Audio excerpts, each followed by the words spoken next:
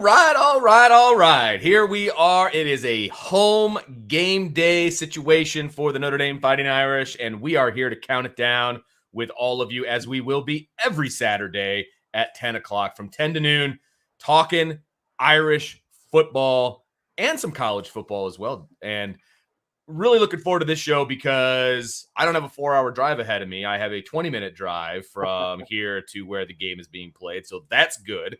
And I probably won't be yelled at by any police officers or rowdy fans, so that'll be good too. So looking forward to today. Marcus Freeman's first home game of the year. I am Vince D'Addario. That over there is, again, that's a Stiers, but it is not the Stiers that we are used to, but we still love him a lot. That's Jesse Stiers. He's filling in for the old man today. And, hey, if we can have a show like we had the other day, we're going to be in great shape today. Jess, how you doing? I'm doing well. Like I was telling you, I'm actually still down in Columbus, or unfortunately in Columbus today. My girlfriend's family, or mom, is moving, and so luckily I got out of moving for a couple hours to talk about some Notre Dame football. So that's a win for me. Hey. I'm excited. You know, the matchup. It's Marcus Freeman's true first home game as Notre Dame head coach. So I think that's something to look forward to. He doesn't have to worry about playing, a top 10 team. Maybe things will be a little bit more relaxed today, and obviously we'll see a better showing. So excited for all of those things. And for those of you that are joining us on the YouTube broadcast, you can see that Jesse is a brave man in Columbus wearing all of his Irish gear. So kudos to you, sir. I'm impressed. Thank you. I always have to. Absolutely. Got to rep it. So yes, today, 2:30 kickoff, NBC, all of the normal specs for a home game for Notre Dame. The Marshall Thundering Herd will be invading Notre Dame Stadium. Marcus Freeman talked in his press conference about how he's got goosebumps just thinking about, tapping that sign, running out of the tunnel for the first time as head coach at Notre Dame. We're all excited about it. I'm really looking forward to being there and seeing it all in person. But coming off of this Ohio State game, Jess, let's just kind of jump into this thing. For 8 months, all we could talk about was Ohio State, Ohio State, Ohio State. Well, the same thing was happening within the program, within the walls of the Goog, right? And now that game is passed. You didn't necessarily, come out with the outcome that you wanted if you're within the walls of the Goog, right? And if you're a fan of Notre Dame, it wasn't the outcome that we wanted. How do you turn the page to the rest of the schedule? I mean, I believe Coach Freeman said something along the lines of you practice and you prepare for 300 games for a guaranteed 12 opportunities, and one is gone, but we still have 11 in front of us. How do you turn the page with this program and, for lack of a better term, take this game seriously? It's hard coming off a game like Ohio State and then immediately coming in to a game like Marshall. But the main thing that you have to look at is using it as a building block. We kind of talked about it when I was on last week. There was things that they did really well, and there was things obviously that they wanted to get better at. So today is to come out and kind of prove a point and build on the things that they did well, while also kind of getting better at those things that they might have struggled in. The big thing is yes, it's another game and all that, but you got to look at it as a data point.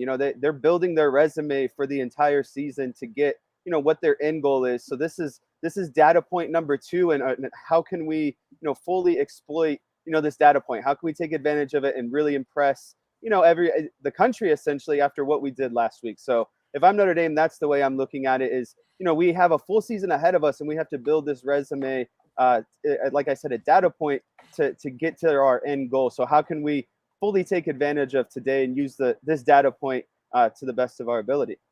Well, and that's the biggest thing is because, Brian Driscoll talked about it throughout the week and the week leading up to Ohio State, and he said whoever loses this game is going to run the table. They're going to go undefeated the rest of the way based on whatever happened in game 1. Well, Notre Dame's in that seat. And so, what are the odds, in your opinion, that Notre Dame can potentially run the table, be 11-1 at the end of the regular season?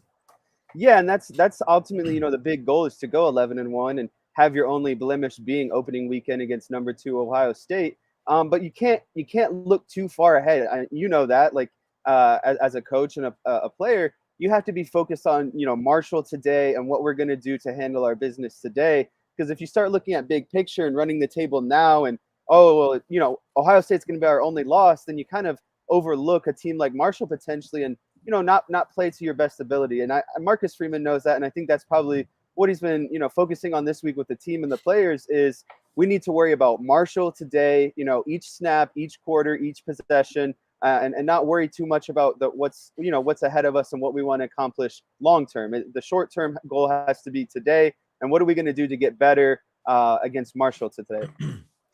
So, from a coach's standpoint, what did we learn from the Ohio State game that they can take into this Marshall game, and not only fix the mistakes, but what can they take positive from the Ohio State game into the Marshall game? What does that look like to you going into this game on Saturday?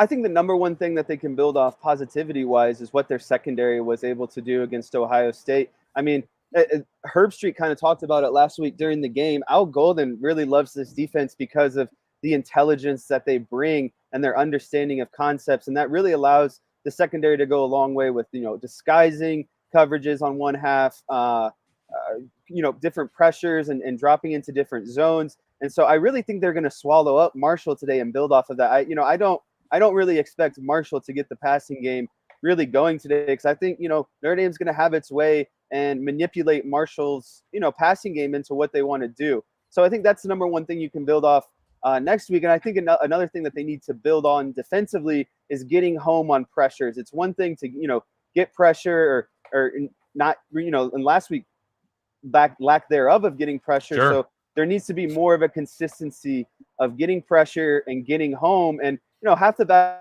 battle is getting there, but the other half is getting them down. We know Stroud is a good athlete, and he's able to kind of flood the box last week, but I think that they need to focus on getting to the quarterback and getting him down to the ground, especially when their secondary is working on the back end like that. You can't ask your secondary to guard guys for too long. You can only guard for so long. So I think a big thing that they need to look at defensively is their defensive front getting pressure, and then how are they going to mix in the linebackers to get some stunts home on the quarterback as well. So those are the things defensively that I think we learned from last week. And then offensively, I think that the game plan last week was to run, to slow things down. I don't think that's going to be the game plan this week. I think that they're going to try to open up the offense a little bit more. I would say more passing plays. And Marshall's real strength, in my opinion, after watching them for a little bit, is their defensive line. So I would actually wait. I would say Notre Dame might go with an approach of this week of kind of passing early and then using their run game to really end Marshall towards the end of the game, physical, kind of what Ohio State did on that long drive last week. So, but what we need to see out of the offensive line is better blitz recognition, blocking, being able to come off blocks, and really communicate as a group in order to execute the plays that Tommy Rees wants to execute. I think that's the number one thing, is we just need to see the offensive line in better unison this week, passing off blocks, being able to pick up blocks, and I think the offense will be just fine if that's the case. Absolutely. And look, there were a few good things that the offense did over the weekend, last weekend. And listening to Marcus Freeman talk this week, we had a chance to talk to him 2 different times. He knows that they can't take this offense and run the table. I mean, they're going to have to open it up. They're going to have to take shots. They're going to have to be, more aggressive offensively. The defense, the things that they didn't do well, they're almost going to clean themselves up. Obviously, the coaches are going to have a hand in that as well. I agree with you that the defense was the bright spot. But the offense that they took into Ohio State, it was under the game plan that they had talked about. Right. And I get it. You want to shorten the game and you want to keep the ball out of the Ohio State offense's hands. I get all of that. But it almost felt like they were playing not to lose as opposed to playing to win. And I think that is the biggest issue I had with the offense last week. And so, look, I think Marcus Freeman is a very reflective coach. I think he understands what he does right and what he does wrong. And I think if he had to do it all over again, I think he might have changed up his strategy a little bit going into that game based on the way the defense played. And so I think we're going to see the offense open up a little bit more. Again, you have to take into account who the competition is, no doubt. I mean, they're going to be able to do things, even if they go in with the same game plan that they went into against Ohio State, they're going to have more success, against this Marshall team. That's just, look, Marshall, it's no offense to the Thundering Herd. They're not the number 2 team in the country, and the game's not on the road. So, all of those things have to be taken into account. But I still think if you put this coming game, the one that we're about to see in a few hours, you put this in a vacuum and you just watch the offense, I feel like it's going to be more wide open, more shots down the field. I think they're going to allow Tyler Buckner to be a little bit more Tyler Buckner in this one. Let him kind of take the game over and distribute the ball the way we all think that he can do. Yeah, I think you're going to see a lot less 2 personnel. I think you're going to see a lot more like 11 personnel, really spread it out. Like you were talking about, kind of going, two wide receivers and then, wide receivers tied on the other side. I would love to see both running backs mix in. But overall, you would really just hope to see, Tyler Buckner given more, more responsibility this week offensively wise to really open up and take his shots down the field, because now is a good game to build that kind of confidence for when you're going into more high pressure games like last week. And what you want is Buckner knowing that he can make those throws and getting comfortable with making those throws in a live game situation. So I really think today is just going to be about that exactly, is letting Buckner kind of open up, letting the offense take its shots more, and not really being worried about, turning the ball over, quite frankly, because if the defense can play how they did last week, I don't see Marshall scoring many points. So you feel comfortable with your offense taking shots and Buckner, being able to potentially, you're not trying to turn the ball over, obviously. But if it happens, it's not going to be the end of the world. Like last week, where every possession was kind of vital. You didn't, it was obvious they didn't want Buckner to turn the ball over last week. Absolutely. Yeah, no, great question. I mean, great comment about turning the ball over. I mean, I know Marcus Freeman was super happy with his offense. They didn't turn the ball over. Okay. But the defense didn't create any turnovers, and they didn't turn the ball over because they weren't taking any chances. And usually that's when you turn the ball over, is when you take chances. It's kind of that double-edged sword, right? So you're right. I love that comment by you. So wrapping up this kind of segment about this game and what it means and all of those things, I'll keep it real simple for you. Does this game matter? Oh, 100% this game matters. You want to see your team, especially the offense, like I was just saying in the beginning, you want to see your team improve every week marginally, for who their opponent is. We should see a lot more strides this week compared to last week, just, based on who the opponent is in Marshall. So yes, this game matters because you want to see your team continuously get better. This is, just another opportunity. Like Freeman was talking about, you get 12, opportunities to go out there. Well, this is the second opportunity to come together as a team and get better. So you just want to see overall growth, obviously individually with, Buckner, and then obviously as units with the defense and offense, and then obviously overall as a team too. So 100%, every game matters. Like I said, it's another data point. It's another week to add to your resume and prove, who you are as a team and what you're capable of, really. So this analogy just came into my head, and you're going to think I'm crazy, but I want you to tell me if you think this works. All right. So we put Ohio State kind of on the back burner. It happened. You learn from it, etc. If you are going to run the table for the next 11 games, I feel like this game is your leadoff hitter. And when you get your leadoff hitter on base, so if you win this game decisively the way you should win it, and you get your leadoff hitter on, it like energizes the rest of the lineup. So I feel like this game, if you do it the right way, it's going to energize the rest of the schedule, the rest of the way for this Notre Dame team. It's like, okay, this is who we are. Let's go. Does that make any sense? No, yeah, I think that they need to establish their swagger. Yes. This is what we're capable of.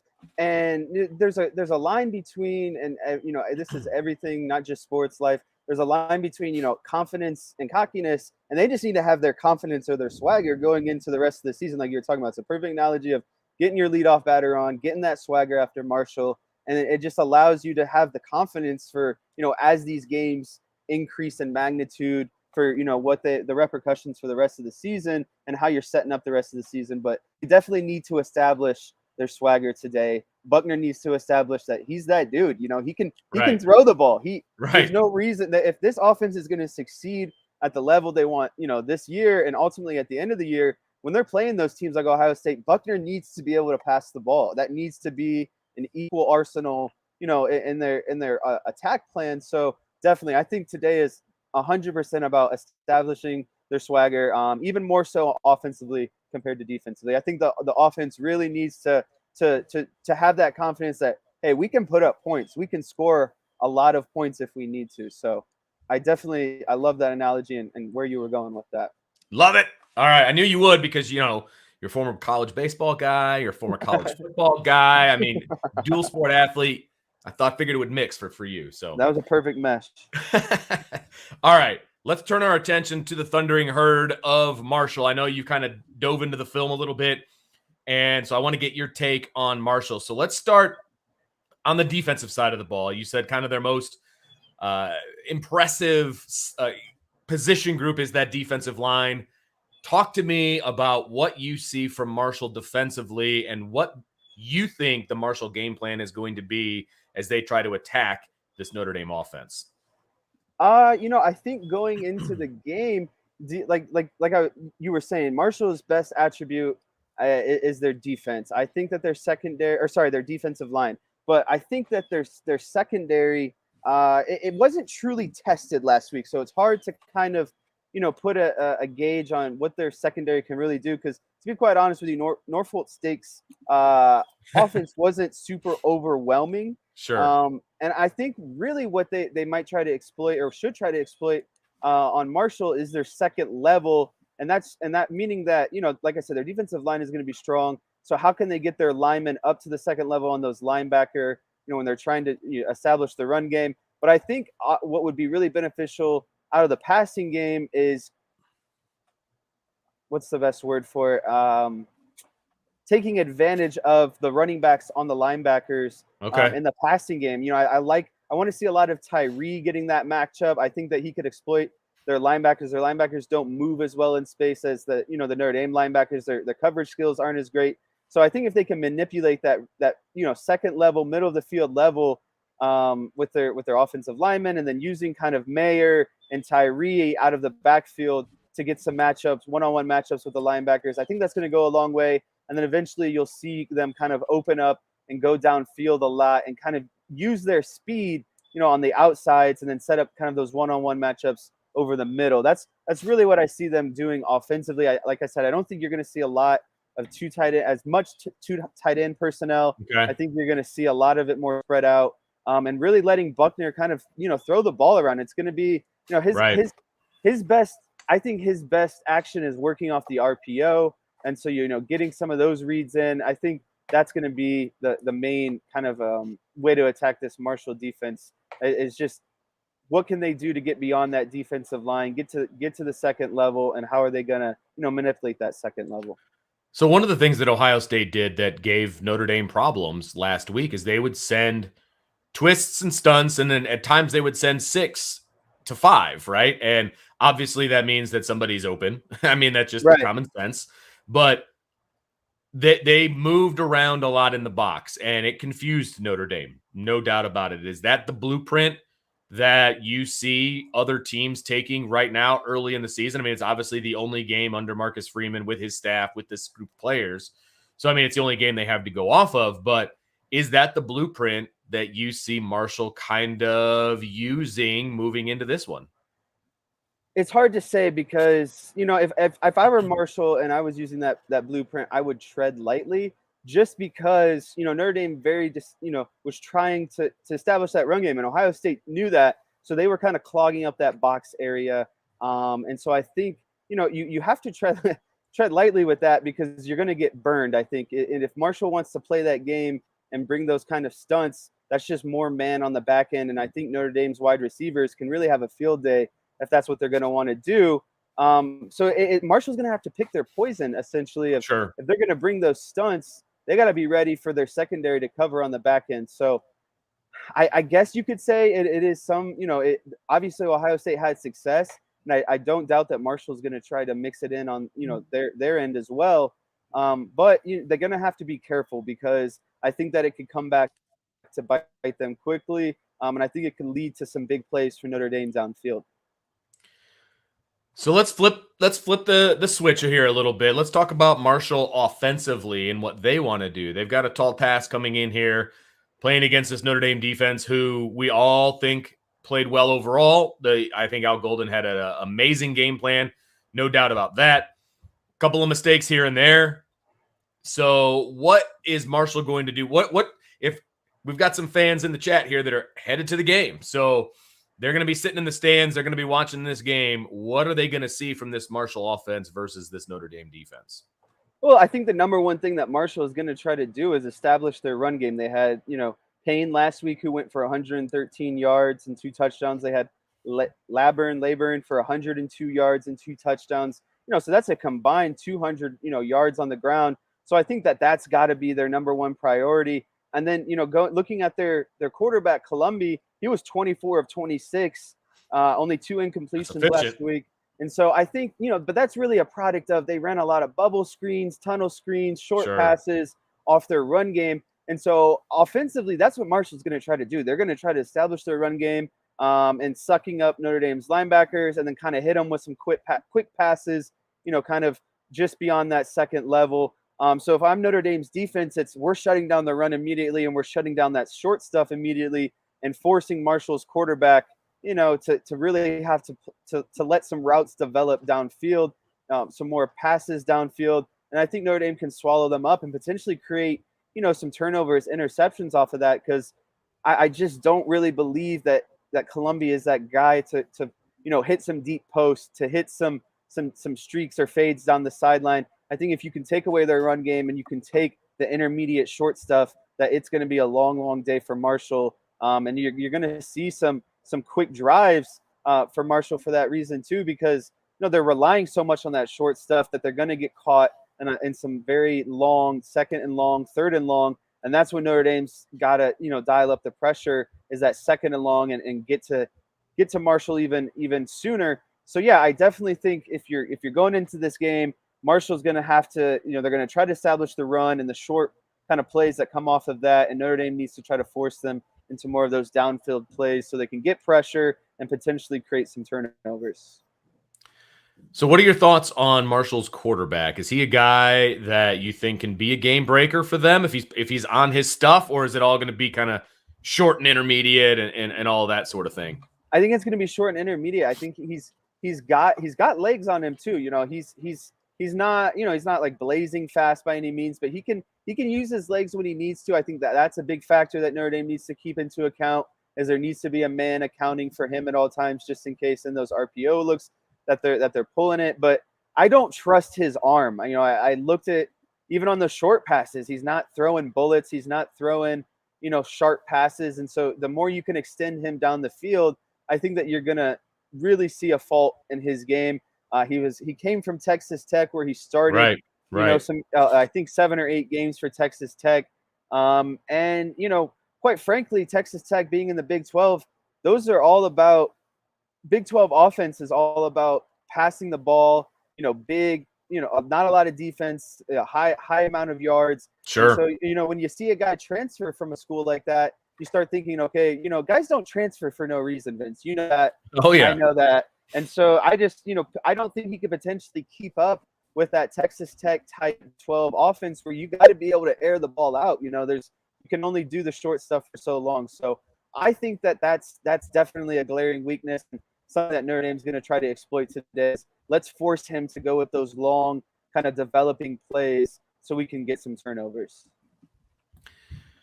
All right, Jess. So we've been talking Notre Dame, we've been talking Marshall. Let's talk specifically about let's put our analyst cap on, let's put our coach's cap on. We watched the film against Ohio State. We know what Marshall kind of brings to the table, right? We've heard Marcus Freeman talk. Again, I kind of mentioned this earlier, but he mentioned in his presser that he's going to take shots. Okay? That was his quote. He's going to take shots, right? What does that look like to you as you're watching the game and you know that Marcus Freeman is going to quote unquote take shots? What does that look like? That to me looks like, last week I can't remember the specifics of when the drive was, but Notre Dame was in Ohio State territory, and I think they ran the ball like 3 straight times. That is not taking a shot. Taking a shot is when you're in the red zone. Let's, maybe 25, 30 yards out. Let's try to, take a shot to the end zone. Let's let our wide receivers, get a matchup that they like, and let's let our quarterback kind of air it out. So to me, that's what taking a shot really looks like, is going for that home run play or going for a big knockout punch when the opportunity is there early in the drive. You don't want to have to, kind of take those shots, when you're working on a 3rd and 8 or a 3rd and 9, and at that point you're just trying to get a fresh set of downs. It's when we're in plus side of the territory, or we just, it's a nice 1st and 10. How can we set up maybe a play action and go downfield and get a big, home run kind of touchdown play downfield? So that's what I look at as taking a shot, is, early in the drive, or early in that specific, down series, is taking a shot downfield, trying to go for a touchdown, rather than it kind of being this like, step by step process of, long drives of, let's maybe have a shorter drive and take a shot towards the end zone and get a quick touchdown, rather than this kind of methodical, machine like kind of drive. So that's what I look at when Marcus Schumann says that they're going to take shots. So speaking of taking shots, if they're going to take shots, it's going to have to be from Tyler Buckner, right? He's the starting quarterback. I thought he played overall. I thought he played well. I think he was dealing with a lot of pressure in his face. And listen, maybe this sounds homerish to those in the chat, and that's fine. But I feel like if he had another second on that pass to Lorenzo Styles, that corner route where he overthrew him, I feel like he hits that throw. I mean, one of the best things in Tyler Buckner's arsenal is his long ball. But he literally got rid of the ball and took a helmet to the chest. I mean, it was instantaneous. So, but anyway, have we seen in one game against Ohio State, have we seen the true Tyler Buckner? And if not, are we going to get a glimpse of that this week, in your opinion? Oh, I 100% believe we haven't seen the true, Tyler Buckner. I think we'll see more of who Tyler Buckner is today, just because of who the opponent is. This is, for lack of better terms, this is kind of why you have a game like Marshall on your schedule, is so a guy like Tyler Buckner can come into his own. He can fully open up that arsenal that we were talking about, and really get the ball downfield, kind of open up his gameplay, and not really worrying about so much of, establishing the run game and, okay, I need to do things here to maybe limit a turnover. And, in this situation, it's 3rd and 8. And rather than trying to make a play, I'm just going to get rid of the ball here. So it's definitely, we're going to see of what is Tyler Buckner's playmaking ability, what is his playmaking, creation, kind of what can he do inside the pocket and letting things develop more. And obviously that's in direct correlation with the offensive line playing better, giving him that extra second that you were talking about, which I definitely think we'll see an improved offensive line this week. Agreed. And I think he'll have some of that time to let plays develop and really sit there and open up and, let the arm loose a little bit. We know that he can do that. And I think that they're going to have no problem letting him doing that, because also, they have the athletes at the wide receiver position, the tight end position, to go up and make a play compared to these Marshall players as well. So I don't think that we've seen, not even scratched, kind of who Tyler Buckner truly is as quarterback. And I think that's something that's very exciting today, is we're definitely going to get more into, peeling back the layers of who Tyler Buckner is as quarterback. Yeah, and I feel like he was the captain of a ship that was very guarded last week. Like, it was very, here are the things that we're going to do. Just stay within the offense, that kind of a thing. Like, that was his charge going into this game. Right. Tyler Buckner's a guy that, yes, he can play that way. I mean, he could be a game manager. And again, I don't feel that's a negative saying game manager. But I will also say that he feels like a quarterback to me that almost needs to just go play his game. You kind of you need to let him play. You need to let him play to his strengths, whether that's the read zone, whether that's RPOs, whether that's going down the field, going through his progressions. How about we roll the pocket out a little bit, move the line, exactly. That kind of thing. I just didn't feel like they played to his strengths last week. And in retrospect, I get where they were coming from. I didn't like it. It's not the game plan I would have had. But at the same time, I get it. It's frustrating to me because I don't feel like they allowed a dynamic athlete to be a dynamic athlete, right? And so I hope we get to see a little bit of that today, to be honest with you. And I'm not if I'm on the Notre Dame staff, I'm not asking, to run up the score or do things that are outside the offense, but you've got to let Tyler Buckner be Tyler Buckner within this offense. This offense doesn't work unless Tyler Buckner is Tyler Buckner. That's a very shallow analysis of the offense, but at the same time, it's accurate and it's true. I mean, you have to let him be himself if you want this offense to be at the level that you need it to be come December when you're going to be playing some elite teams, if you make the playoff. So I'm excited to see today, and I'm hoping that, people were saying last week that they kept the training wheels on him. I hope they take the training wheels off. I hope that, Marcus Freeman accidentally backed over the training wheels as he was leaving the facility one day. That's how I had to learn how to ride a two-wheel bike. So I'm hoping that happens with Tyler Buckner. I'm hoping we get to see Tyler look, I'm not expecting him to look like a guy who's got a couple of years under his belt, that kind of a thing. But I also expect to see the Tyler Buckner that we saw in practice and that we've heard about from the coaching staff and things of that nature. That's the Tyler Buckner that I want to see, a guy that's going to be able to distribute the ball into his playmakers' hands, make plays himself, push the ball down the field, all of that. Look, if Marshall wants to go zero coverage like Ohio State did, Notre Dame better take advantage of that. You know what I mean? Oh, definitely. I mean, that was heartbreaking watching that from the press box live. It's like, are you kidding me? There's no safety. There's no safety. What are we doing? But again, if Marshall's brave enough to do that, I hope Notre Dame takes advantage.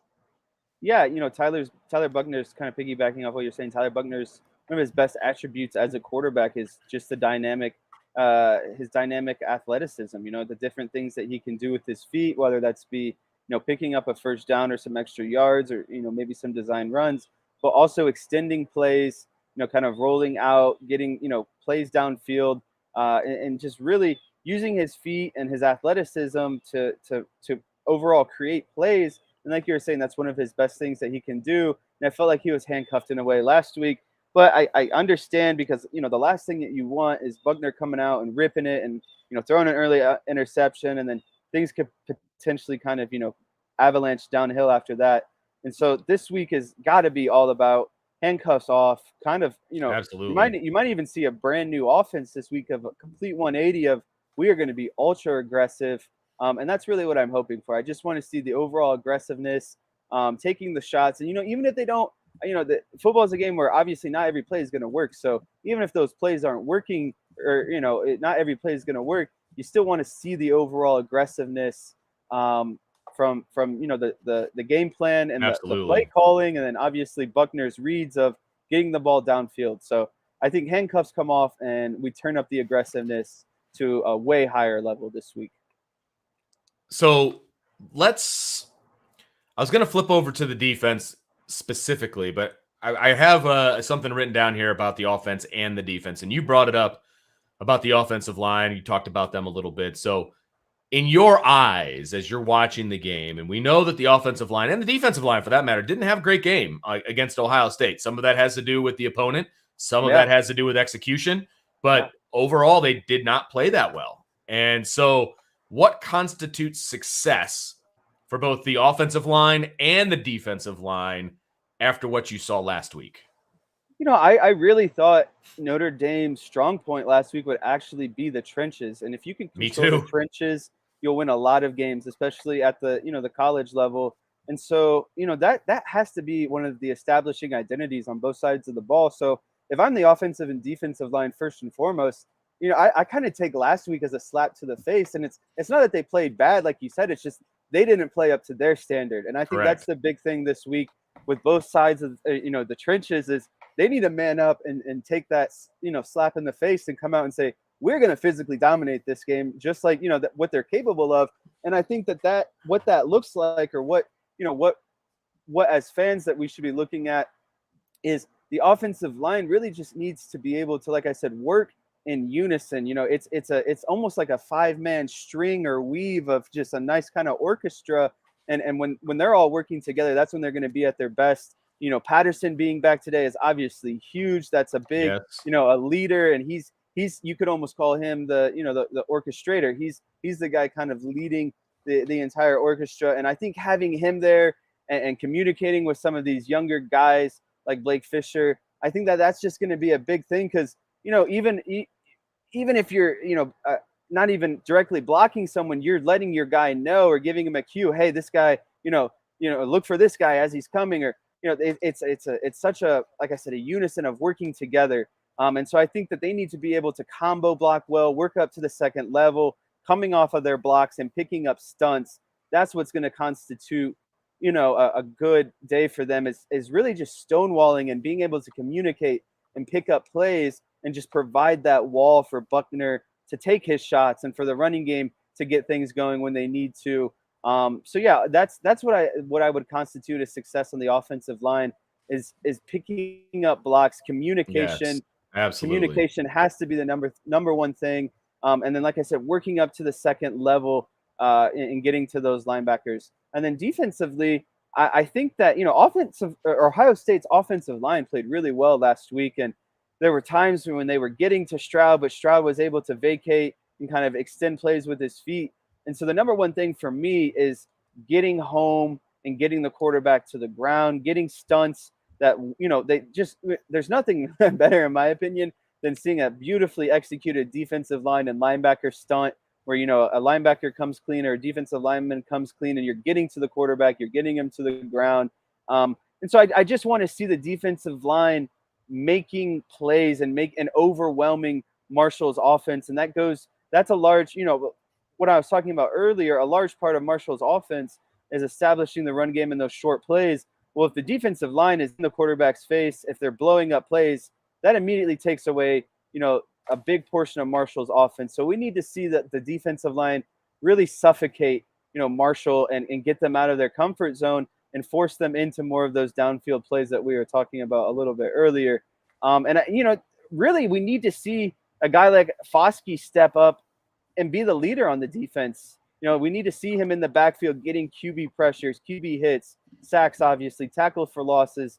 And so that has to be the number one thing for both sides this week is just establishing their dominance and just overall playing better than what they did last week. Because if their trenches, if they do what they're supposed to do in the trenches, Notre Dame will have a lot of success this season, and they're very capable of doing that.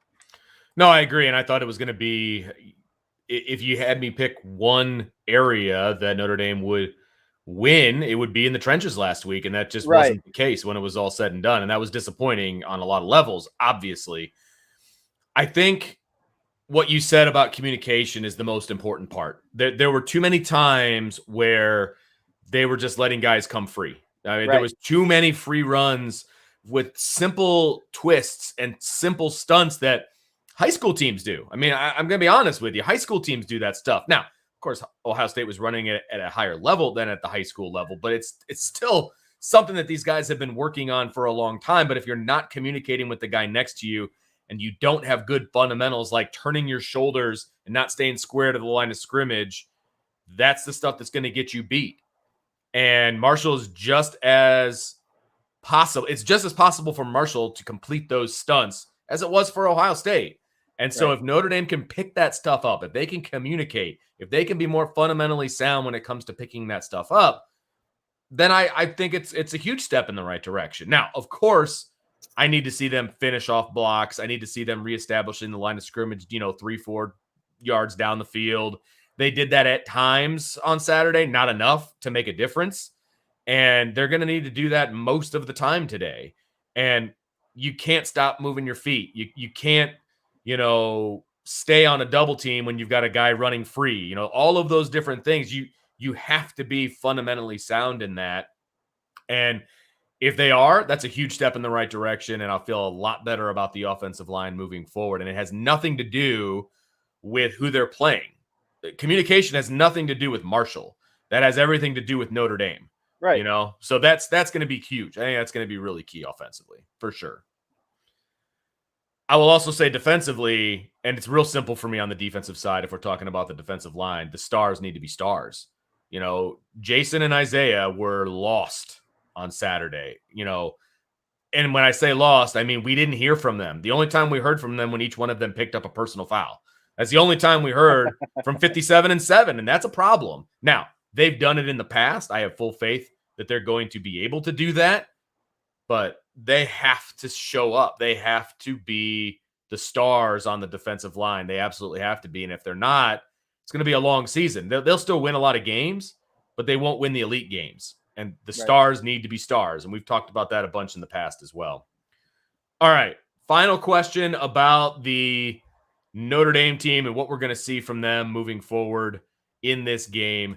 We talked about the secondary. They played at an elite level.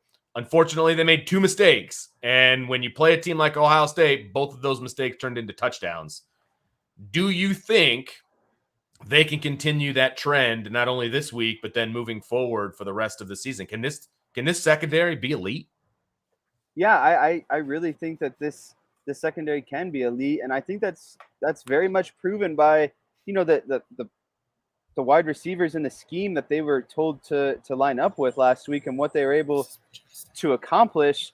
And, you know, the number one thing going forward is just being able to get their younger guys. I liked their integration of the younger guys and getting, you know, I'm a huge proponent defensive line secondary, of using that kind of like hockey shift line switch style where you're getting different bodies in, you're getting fresh legs in. And when you have depth like that in the secondary, there's no reason to not do that and to give, you know, maybe guys like Cam Hart a break here and there. Or, you know, it can almost be like by committee, you know, who's having a good on day and who's having an off day. There's no reason just to stick a guy out there. And I think that that's a big advantage that they have in the secondary.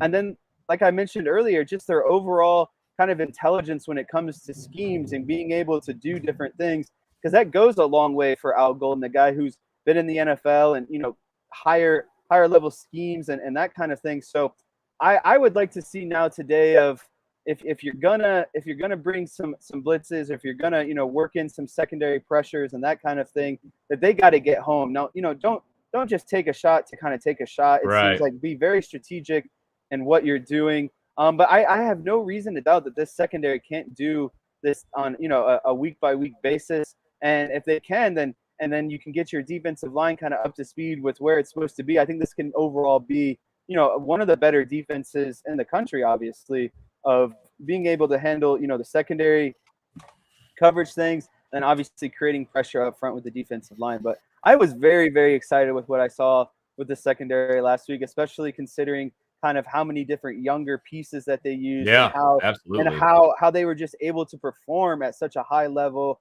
on a national stage like that. It's not like they were thrown in there against a team like, quite frankly, Marshall. They were told to go against, you know, what everyone is deemed one of the best offenses in the country, and they kind of made it look easy for a while, and it really gave Stroud fits. So I would love to see that, you know, going forward, and I don't think that there's any reason that we won't see that going forward. Yeah, and I think, you know, the secondary was a big question mark going into the Ohio State game, and they're one of the bright points. I mean, there's no doubt about it. I mean, you know, Benjamin Morrison played amazingly well for a true freshman. You know, I think that Clarence Lewis played very well. Tariq Bracy played the best of all of them.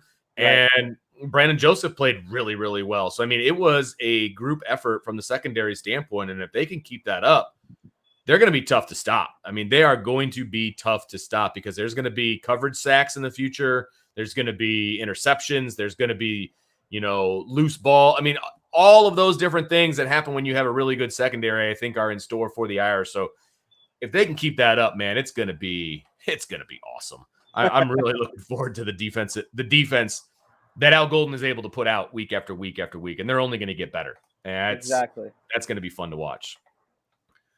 All right, Jesse, we have a surprise for everyone out there, a pleasant surprise as well, because frankly, everyone, it's been too stinking long that I haven't seen this beautiful face. Sean Stiers joins us today for Rapid Fire. Sean Stiers is back. I couldn't be more happy. Beautiful might be a bit of a stretch, but I'll take it. So happy that you're back up and moving around. Why don't you give everybody kind of an update to where everything's at with you? And obviously you're here. That's a great sign. And I'm pretty sure I get to sit next to you all day. So I'm pretty pumped up about that. I've been watching the show all morning, and yeah, I feel like I'm all caught up from, you know, like a whole week of kind of laying low and not jumping into things, you know, as deeply as usual. You guys have done a great job with the breakdown today, and appreciate all the nice words there in the chat. So, as you know, like if people have, I guess, paid attention on the social media and all that stuff, you know, so I was, I've got a pacemaker in my chest right now. Crazy. And I had my first follow-up appointment yesterday, and there are these two fairly heavy-duty wires that run from the pacemaker sits here where I'm pointing, and the wires can, you know, kind of run down toward the old heart, and so you know, it's given me the shocks that I need to keep me going. I'm not allowed to lift this arm, my left arm, much above where I've got it right now. So, like, you know, all of the lifting, I'm already starting to get a little overuse, you know, with my right arm and the right shoulder, especially the way I've got to sleep and all that kind of stuff. But I've been sitting here, like I said, watching, and you know, I'm feeling pretty good right now. And as you said, I'm going to be out there at the stadium with you and today, so looking forward to that. But thought we'd jump in with a little rapid fire to kind of like warm me up, you know, get me ready, get you guys ready for the game today, and then kind of lead into, you know, IB Nation Sports Talk for next week. This is kind of my warm up. But I've been sitting here, you know, again, like watching and listening to you guys, and I've been like, I've had like more butterflies, you know, just sitting here getting ready to come in with you than I've had in a long time. Well, I mean, obviously you're more than welcome to stick around as long as you want. I mean, technically this is your show, so we're just kind of keeping the seat warm for you. I mean, I think you guys, personally, I think that you and Jesse could just, you know, like do this every week, you know, and the show would be pretty good. Like, I saw some people nominating Jesse for an analyst job and all this different kind of stuff. And I'm telling you, we got smart fans. We have smart fans in the chat, and I know that they're excited to see you as well. And what better way to kind of get you back in the fold than to do some rapid fire, which is why you're here, sir. And so I'm pumped up. I'm excited. Rapid fire is my favorite part of the show. And so I allotted extra time today for our rapid fire since there's 3 of us. And we're all going to kind of chime in. And then when we're done with rapid fire, we're going to give our predictions for the game today. And we're going to, you know, give everybody an idea of where we think things are going to go. And yeah, so Sean, this is your segment, so I'm going to let you lead here, my friend, and you kind of take it away. All right. By the way, I've got a more detailed story on my procedure from last week that I'll get into on Monday's show. You know, when we've got a little bit more time for that kind of stuff. I'll just, my doctor was a Notre Dame fan, and so I thought it was kind of a funny little, you know, kind of how things shook out and all that. So, like I said, we'll get into that a little bit more on Monday. But we'll go rapid fire right now. Okay, guys. And I don't know how you want to start. Do you want to start Vince and then Jesse and then come back to me? You want to just kind of go that way? Okay. We'll go around the horn. Okay. So fill in the blank. Ohio State, of course, scored 21 points against Notre Dame last week. It would be blank if Marshall and Cal combined to score more than that many points over the next 2 weeks. This one was tough for me because I feel like if Notre Dame has their starters in at all times, you know, from start to finish in both games, I would say it would be surprising if they reached 21 points. I really would. Because I think, you know, Marshall as a whole, yes, they scored 55 points last week, but I mean, the 3 of us and 7 of our friends might be able to do that as well. Right. So, you know, I don't expect there to be a lot of scoring if Notre Dame plays their starters at all times, but the way that they're playing, I just don't see that being the case. So I would say it would be expected that Marshall and Cal combine to score more than that, just because, you know, junk touchdowns happen towards the end when you've got different guys on the field and, you know, things of that nature. And I really hope that that's the case for Notre Dame in both fourth quarters and they could sneak a touchdown in here or there in both games. Yeah, I'm going to kind of piggyback off of what Vince was saying there a little bit. You know, 2 games to give up a combined average of 10.5 points. That's really impressive, you know, no matter who you're playing. And you can never not, you know, take into account, like he was saying, you know, Notre Dame's obviously game plan is to get out ahead and win a big game. And so, you know, there's potential that we might see some more of the second string defense towards the end of the game and that kind of situation, or at least that's what you'd hope for, right? Like maybe this turns into like a Toledo game for last year. I saw someone just mention that in the chat. So you never know what's going to happen. But yeah, I would be very surprised if Notre Dame's defense does not allow more than 21 points in the next 2 games. But they're very much capable of doing it after what we saw against Ohio State last week. I think it just comes down to solely of if the starters are playing start to finish. If they're playing start to finish, I think it's a very feasible thing. And I would like to see more turnovers created by the defense, maybe giving the offense more points this week. So those are all fair points. I guess I look at it like, and I tweeted something to this effect. Wasn't the offense that we saw last week supposed to be the best offense in the history of college football? Wasn't that supposed to be the greatest offense ever? And to me, it really, they still scored that last touchdown. But when Notre Dame punts 6 times in a row and the offense, isn't sustaining possessions, I think the defense did, kind of get a little bit tired toward the end, so that third touchdown came for Ohio State. So I feel like Ohio State was favored for what they were for a reason. I mean, they had 3 Heisman Trophy candidates, and whether Smith and Jigba, was hurt and didn't get to play or not, those guys playing behind him, those were all very highly rated, recruits themselves. So I just feel like the way that defense played, and you guys were just talking about the secondary a little bit ago, the secondary is legit, and we didn't even see close to the best of the defensive line last week. Now, again, it's the number 2 team in the country and all these different things. So I would be relatively shocked. Like, I think we're going to see a really lopsided game today. Yeah, me too. Again, like Jesse was talking about it earlier, this is a Marshall team that really, it's not like they're going to push the ball downfield. They want to rely on that run game, get their ground game going, mix in some short passes. I feel like it could be a really long day for them today. Cal, I think I'm going to be really interested to see what Cal does against UNLV today. 2 future Notre Dame opponents, Cal and UNLV, going head to head. I don't know how good really either one of them are.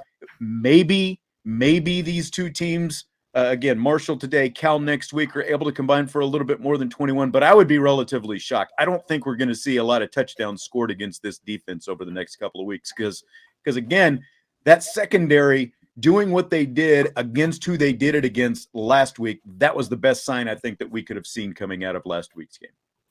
No, I like where your head's at, and I don't disagree with you. And I will also say that Tyler makes a really good point here. Tyler Binge, he says, if that's first team points, then yes. If it's garbage time, then I don't care. Yeah, very good point. That's a really good point.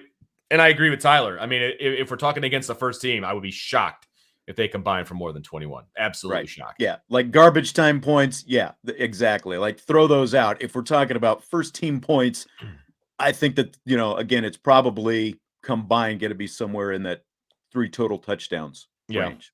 So good call. Over under 32.5 total touchdowns for Tyler Buckner this season. Well, we put it at like 34.5 or something like that, a while back, or I forget what it was, but I remember my total was like 35. And so he's gone through a game and he had no touchdowns. No touchdowns. We're down a game here when it comes to that calculation. And so that's why the number kind of dropped a little bit. And I get that.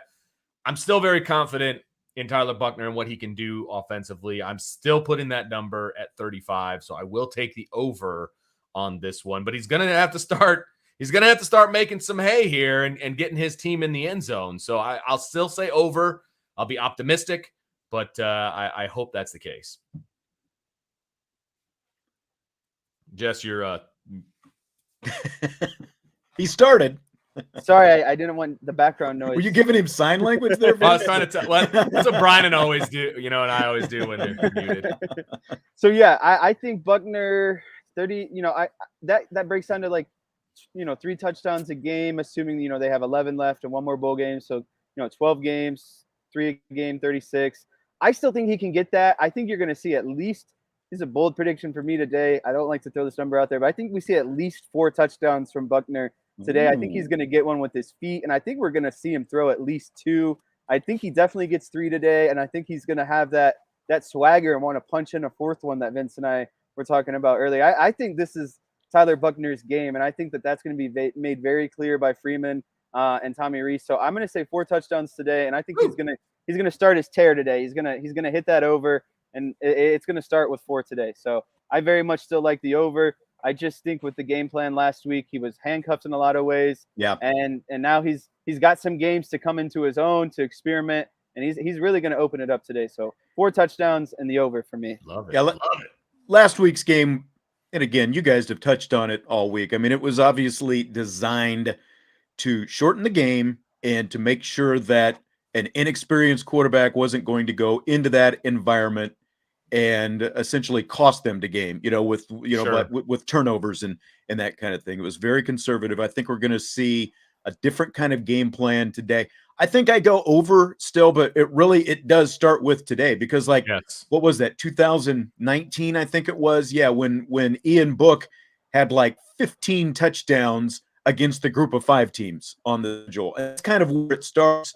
Now, if Notre Dame is grounding and pounding and just running people over today, we could see Tyree and Estime just have monster games, and that obviously takes the game away from Tyler Buckner a little bit. But I think that he is, I would say he's good for at least 3 touchdowns today, but it's going to start with a game like today where we do expect the game plan to look different. He's going to have to be a much different factor against the Marshalls and the UNLVs and the Cals of the schedule than he was last week against a much different opponent in Ohio State. So I'm still going to go over 32.5 as well. But again, it starts today. Yeah.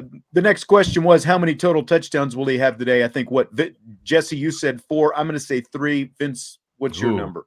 I like where Jess is at. Somebody in here says 6, which I think that's a bold prediction right there. Alan says that guy's TV been gets 6 tailgating scores a little today. too hard already. Yeah. 4 in the air and 2 on the ground. That's a lot of touchdowns. Pounding those gummy shots out there in the parking lot. that is a lot of touchdowns. But I think 4. I think 4 is a legitimate guess, and I'm hoping that he hits that number. And if he hits it, he'll hit it in 3 quarters. So I like 4. I'm gonna go with 4. I wanted to revisit this. One, we did the Buckner thing earlier, and then the fact that he, didn't have a touchdown last week. I thought, well, okay, it's still worth revisiting, because now you've got fewer games to go, and is he, what's he going to end up with? I wanted to do this next one as well. Which number is going to be greater this season? Michael Mayer's touchdown catches or Isaiah Foskey's sack total? Because neither one of those guys had one of those last week. Right. So they're both starting from 0, which it's like you kind of throw your hands up in the air. We had all these different things that we were talking about going into the preseason, and nothing really came to fruition as far as stats are concerned. And, since they're both still at 0, we got really nothing to go on as far as that is concerned. Isaiah was very quiet last week from a production standpoint. Mayer was targeted 8 times. Still didn't have a great game, I don't think. He definitely didn't have a good game blocking, but that's not the question here. I still think it's going to be Foskey, but again, similar to the Tyler Buckner situation, he's going to have to get something going today in order for that to be the case, because I do think Michael Mayer is going to score today because he's a matchup nightmare. I don't think anybody on Marshall's team can stack up with him, but Isaiah is going to have to keep up. I mean, he's going to have to get a couple sacks on the board today in order for me to feel confident about that pick. This is a tough one because, sacks are ultimately just as hard. I would say it's the equivalent of a touchdown for the offense. So the question itself is set up very hard. I'm going to have to go with I'm going to have it's to go supposed with to be. It's supposed to be hard. Just like Marcus said about training camp. It's supposed to be hard, Jesse. Come on.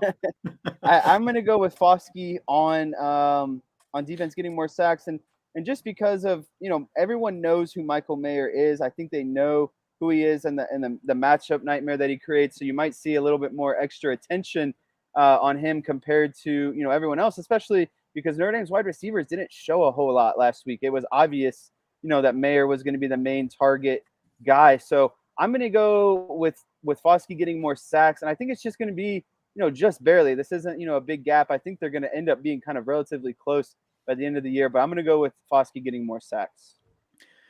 I think I'm still leaning in that direction as well. Michael Mayer was still such a focal point of the offense last week, even, when things didn't necessarily go, like that acrobatic catch that he had. And again, I think the head scratcher of the game to me is just the lack of performance by Notre Dame's defensive line last week. So that's kind of a question going into this game, because again, when you're going against an inferior opponent, you expect a lot different kind of outcome. You expect Marshall to be in a lot of 3rd and long type situations today against this defense. And that is just more opportunities for a guy like Isaiah Foskey. So kind of similar to what I was saying with the Tyler Buckner and his touchdowns, like these kind of games, you would expect a guy like Foskey to just be able to feast up front. So I'm gonna say that Foskey has more. It could end up being closer than we think, just kind of depending on how these next couple games shape up, and what we ultimately, because a lot of times you don't find out a lot about a team in these kind of games. But I think that we really should find out over these next couple games a lot about Notre Dame, because there are some questions that do need to be answered. And if we don't see them answered in this kind of game, then I think, that's like you've got a lot bigger concerns, potentially big picture. But I think Foskey is my answer on this one. So kind of going back to Tyler Buckner, which number will be greater today? Tyler Buckner's passing yards or Notre Dame's team rushing yards? Oh, man. Well, this one was, I think I had a different answer to this when I first saw the questions, and then I heard Marcus Freeman's press conference.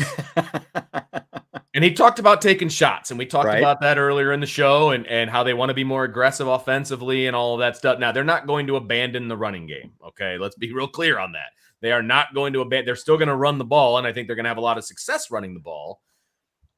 But I do think, because they're going to take some shots, I think Tyler Buckner is going to have an opportunity to rack up some pass yards. And so I'm going to take Tyler Buckner and his passing yards just because of what Marcus Freeman said. Yes, I'm reading a lot into that one comment. Yes, I'm reading between the lines. But I'm hoping he kind of has a coming out party when it comes to throwing the football around. So I'm going to take TB on this one, but it would not shock me in any way if I was 100% wrong.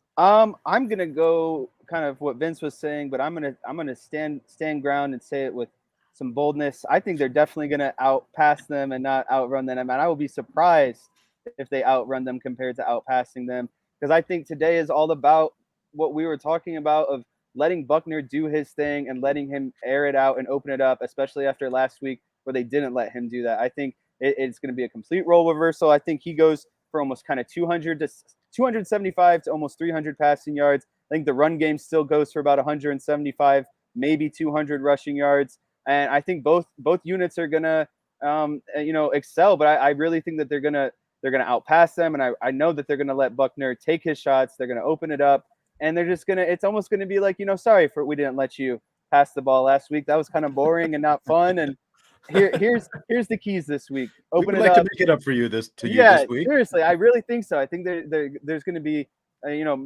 considerably more passing attempts this year or this week, and definitely way more shots downfield. So I am going to confidently say that they will outpass them compared to run. You could easily see like Buckner 210 passing yards, the team 210, 215 rushing yards, or even a little bit more than that. Like where was I just looking? Irishman 7114. He said he has Buckner with about 225 passing and the team for about 275 rushing.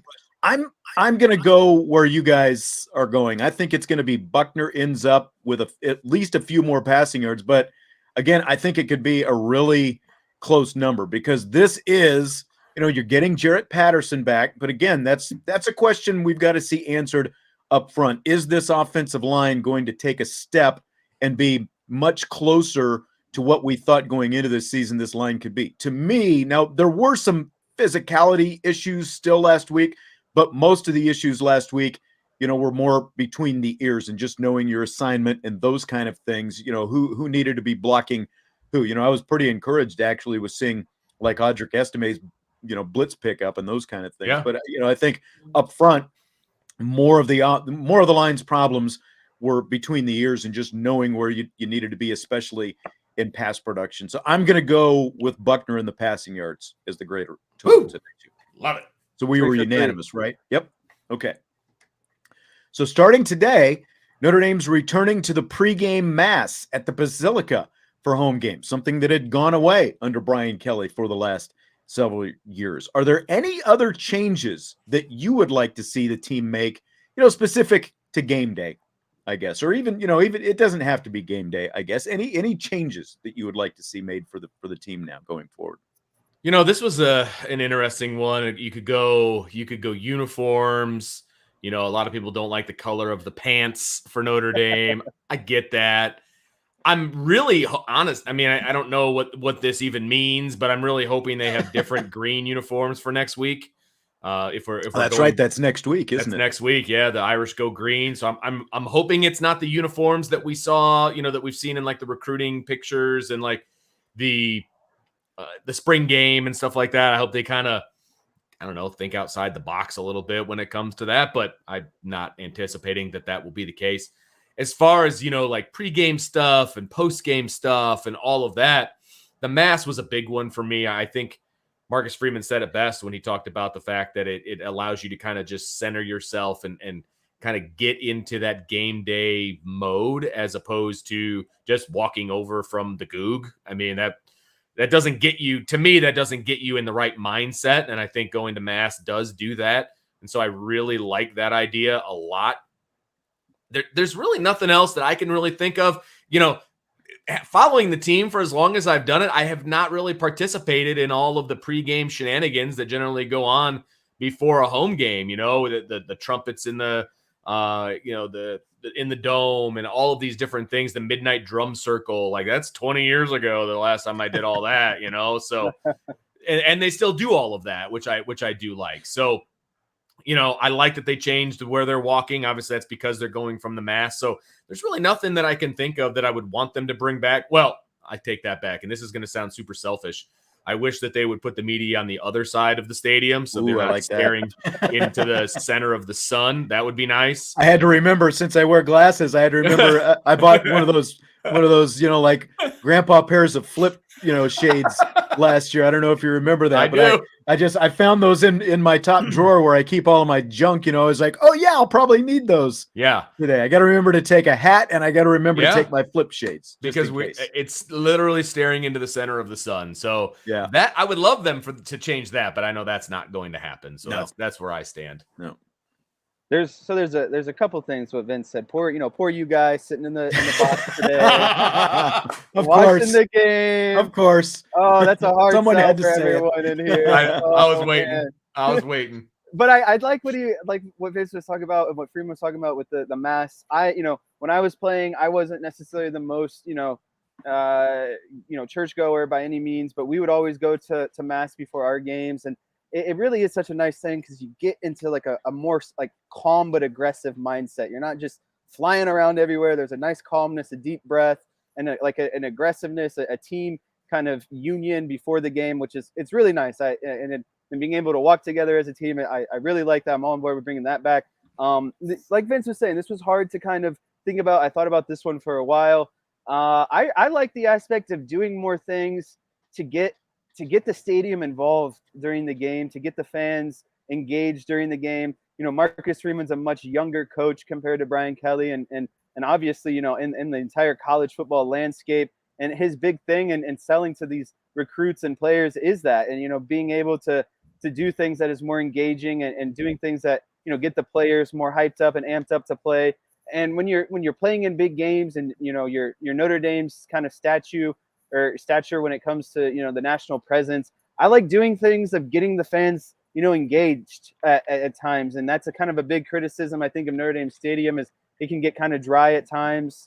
And so I would like to see things that are more fan engaging and just kind of overall more fun, just, getting the people moving a little bit and just creating that environment that you see down in the SEC. I know it's like, it's the voodoo SEC and stuff, but you look in their games and there's just people going crazy. The fan engagement is the entire game.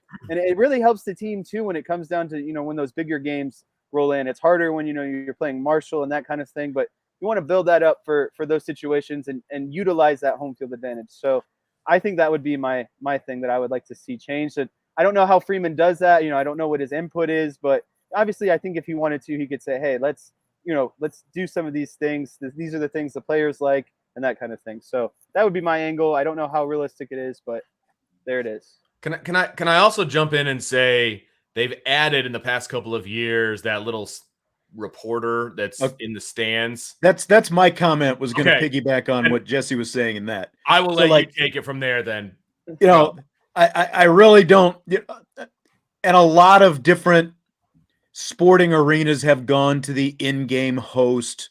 You know, like Kay Adams, who used to be on NFL Network, actually, I guess, started off as an in-game host, I think, with either the Cardinals and or the St. Louis Rams back in the day. You know, so like that's kind of like an entry-level job for a lot of these people into broadcasting. The in-game host where you're out there and you're blah, blah, blah, and you're mixing it up with the people in the stands and you're doing your little trivia contest.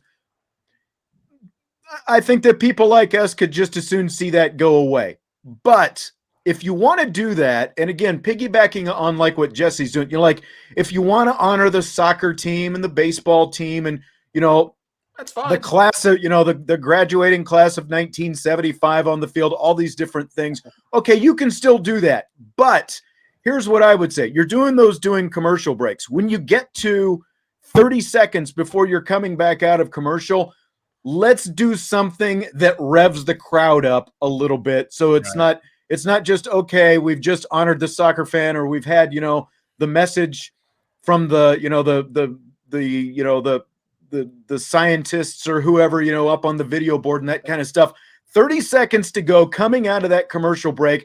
Let's do something to energize the crowd now so that we're not sitting in the largest study hall in the world. We're back at a football game now. Let's get the crowd involved in the game and do something, to crank up the atmosphere a little bit coming out of those long commercial breaks, that are known for Notre Dame Stadium. Let's do that. And I also like what you said about the green Vince. I'm a mixed bag on the green jerseys. I especially do not like dark blue numbers on those green jerseys. Let's change things up a little bit. How about just a simple white number? I think it would look really good on that green gold outline. Yeah. I'm all for it. I like what Irishman 7114 said. I hope they change the game day atmosphere by kicking the crap out of their home opponents. That'd be such a nice thing to see, is like setting up tone of just dominating a team that they should pure dominate. Like that's right. That's something that I felt like they didn't do, and it was so frustrating. Of like, let's show up for the Ball State game and maybe win by a touchdown. Like, why not just kick the crap out of someone by like 50 and have a day?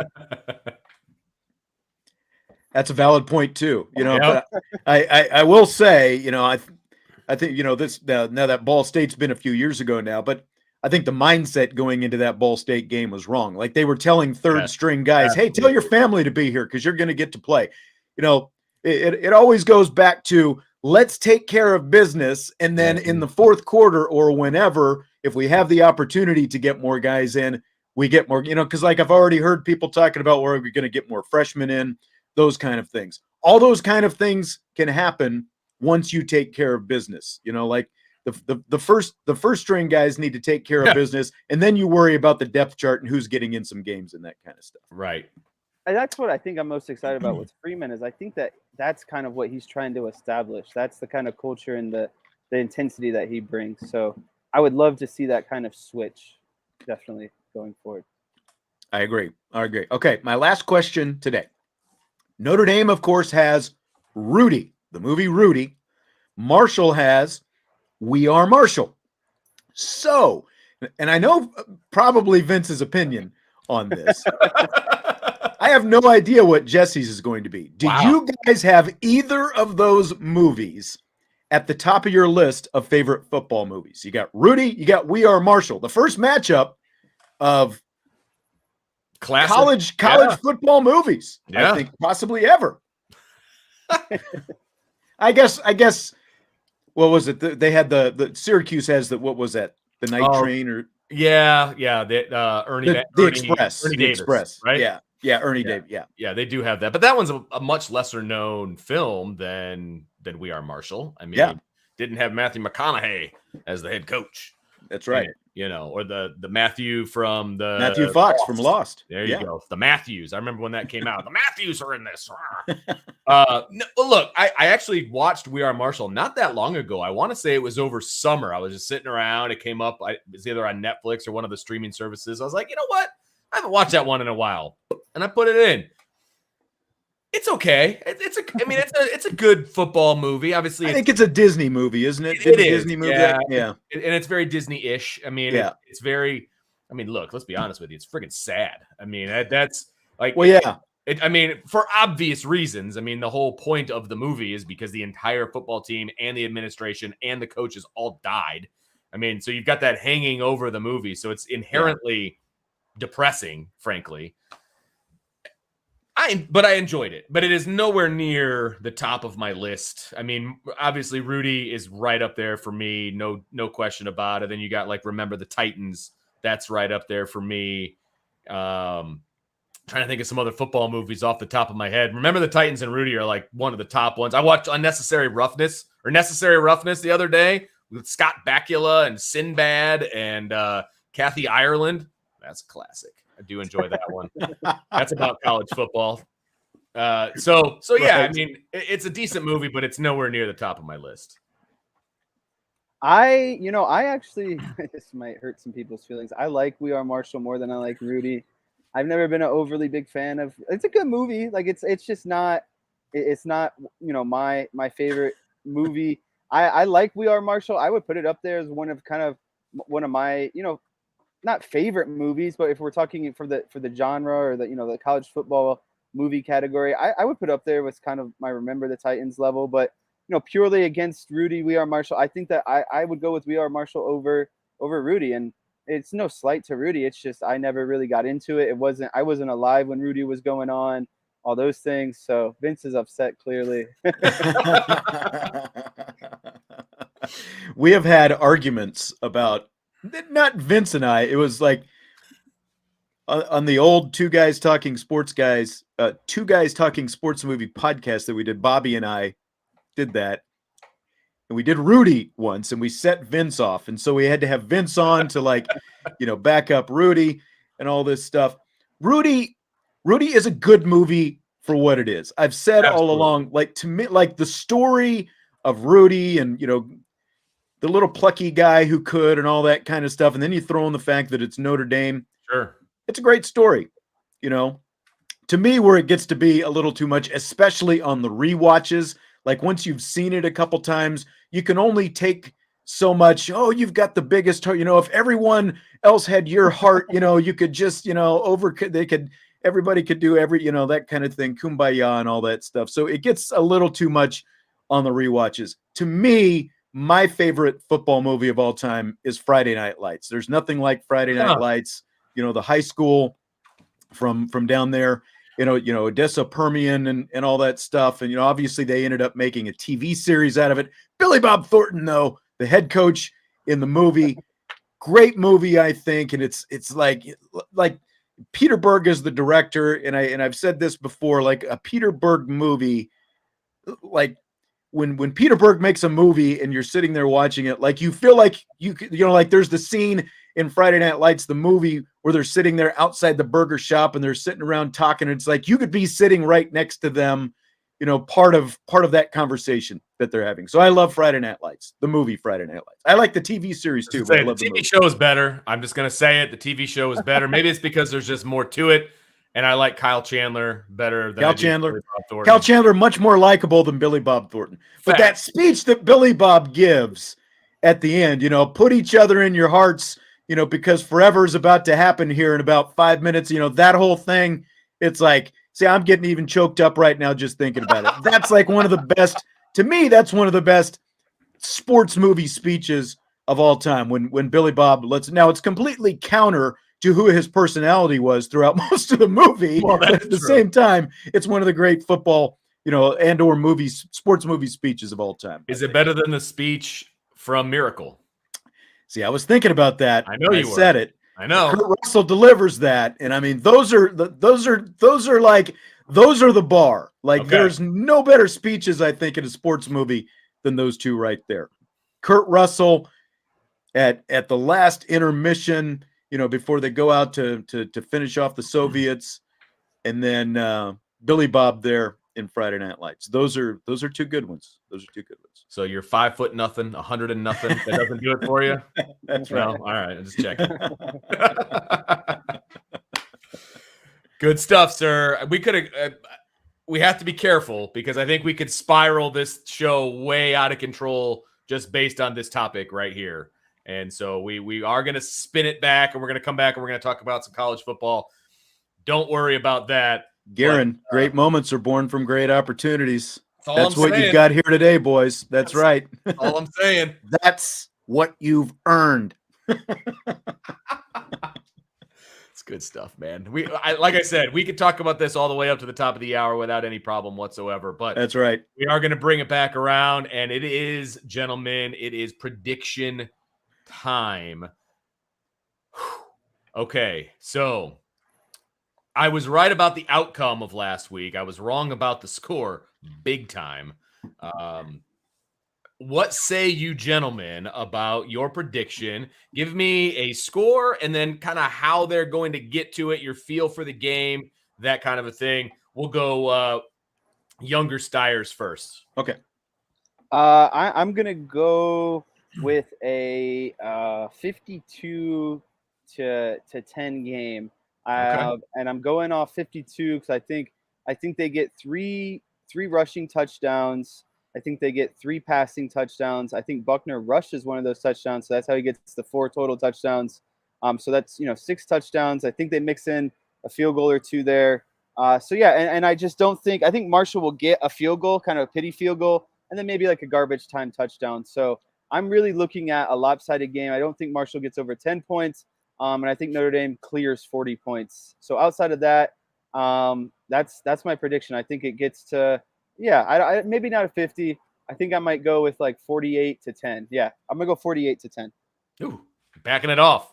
He's backing it off, but he's clearly taking the over for the entire game. So yes, not too far away from what I've got. I think this is a game where Notre Dame is going to be able to come out, and Tyler Buckner is going to be able to show what he can do as a passer. I think we're going to see him probably run a little bit more than last week as well, for that matter. I just think that, especially with Notre Dame, with Michael Mayer, Notre Dame's wide receivers, I think that there are just so many mismatches to be had out there. And I do think that, again, you're getting Jarrett Patterson back. I think they're going to be able to run the ball a lot better today than they did last week. I'm curious to see just how much Patterson's effect has, assuming Zeke Correll is there at center, just on the communication and help, potentially helping him, I guess, with some of that, the pre-snap reads and all those different kind of things, the communication.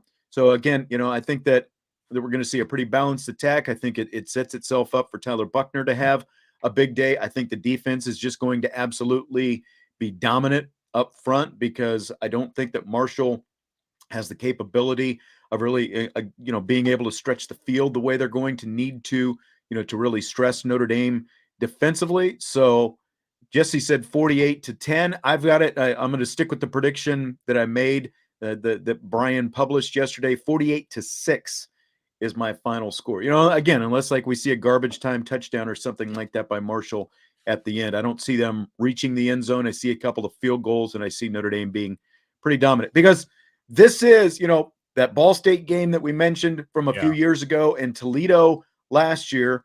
And it is worth mentioning, Toledo did have a legitimate defense and all that kind of stuff. Sure. But I think that beyond those 2 games, these are the kind of games that we have seen Notre Dame just dominate over the last 5 years. So I think that Notre Dame will dominate in this game today against the Thundering Herd. Well, and coming off the Ohio State game, obviously they got a sour taste in their mouth. I mean, there's no doubt about it. And frankly, and I don't want to sound too homerish here, but I feel sorry for whoever was going to be next up on the list for Notre Dame. I mean, I just get this vision of like Tim Tebow talking at the end of the game where he's like, this is never going to happen again, et cetera, et cetera. Maybe that wasn't said at the microphone, but I feel like that was said behind closed doors. You know what I mean? Like, hey, we didn't play good enough to win. We didn't deserve to win. We weren't the better team. Even though we had every opportunity to win, we can't allow that to happen again. we have to have our sights set on 11-0 at this point. And this is the first game of 11-0. And I think they're going to make a statement. I really do. And then hearing Marcus Freeman talk about, the fact that he told, Tommy Rees how to run his offense and they didn't really take any shots and, all of these different things. I feel like this is going to be an amazing opportunity to get to where they need to get to. And I think this is going to be a springboard of the rest of the season. So I'm also going to stick with my prediction that Brian published yesterday. I've got 52-17. And yes, my points for Marshall are a little more elevated than these two gentlemen, but I also think it's going to be, I think they're going to have their starters on the sideline cheering on walk-ons by the end of this thing. And could be.